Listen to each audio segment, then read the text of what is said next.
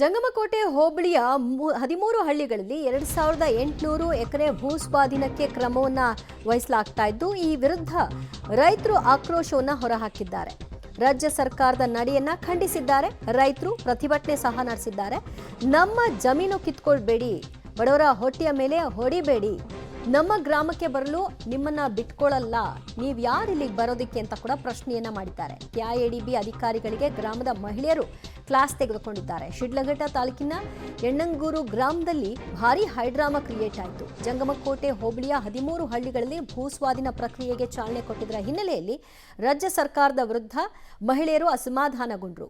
ಮಹಿಳಾ ಅಧಿಕಾರಿಗಳು ಮುಂದೆ ನಿಂತು ಅವರನ್ನ ಅರ್ಥೈಸುವಂತಹ ಕೆಲಸವನ್ನ ಮಾಡ್ತಾ ಇದ್ರಾದ್ರೂ ಕೂಡ ಅವ್ರು ಯಾರು ಅದಕ್ಕೆ ಲೆಕ್ಕಿಸಲೇ ಇಲ್ಲ.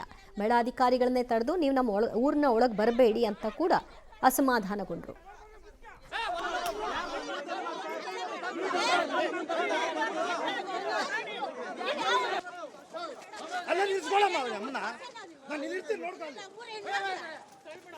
ಇಲ್ಲ ಮೇಡಮ್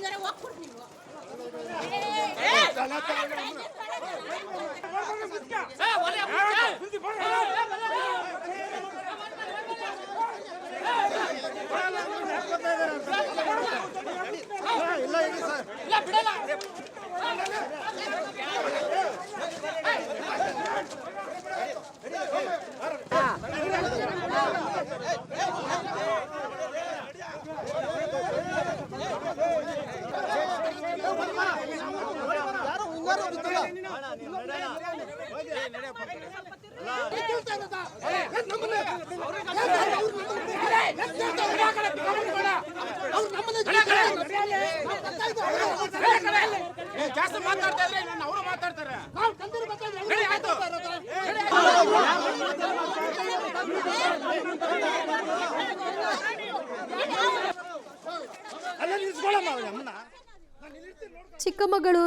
ಚಿಕ್ಕಬಳ್ಳಾಪುರದ ಜಂಗಮಕೋಟೆ ಹೋಬಳಿಯ 13 ಹಳ್ಳಿಗಳಲ್ಲಿ 2800 ಎಕರೆಯಷ್ಟು ಭೂಸ್ವಾಧೀನಕ್ಕೆ ಮುಂದಾಗಿದ್ರು. ಈ ಸಂದರ್ಭದಲ್ಲಿ ಅಧಿಕಾರಿಗಳು ಗ್ರಾಮಕ್ಕೆ ಬಂದಾಗ ನಡೆದಂತಹ ಪರಿಸ್ಥಿತಿ ಹೇಗಿತ್ತು, ಸನ್ನಿವೇಶ ಅನ್ನೋದನ್ನ ದೃಶ್ಯದಲ್ಲಿ ನೋಡ್ತಾ ಇದ್ರಿ. ಗ್ರಾಮಸ್ಥರೆಲ್ಲರೂ ಕೂಡ ಅಧಿಕಾರಿಗಳನ್ನ ತಡಿಲಿಕ್ಕೆ ಯತ್ನಿಸಿದ್ರಾದ್ರೂ ಕೂಡ ಅಧಿಕಾರಿಗಳು ಅವ್ರನ್ನೆಲ್ಲ ನುಗ್ಕೊಂಡು ಒಳಗೆ ಹೋಗುವಂತಹ ಕೆಲಸವನ್ನ ಮಾಡಿದ್ರು. ಈ ಸಂದರ್ಭದಲ್ಲಿ ಮಹಿಳಾ ಅಧಿಕಾರಿಗಳು ಮತ್ತು ಆ ಗ್ರಾಮದ ಮಹಿಳೆಯರ ನಡುವೆ ಕೂಡ ಜಟಾಪಟಿ ನಡೀತು. ಭಾರಿ ಹೈಡ್ರಾಮವೇ ಸೃಷ್ಟಿಯಾಗಿತ್ತು.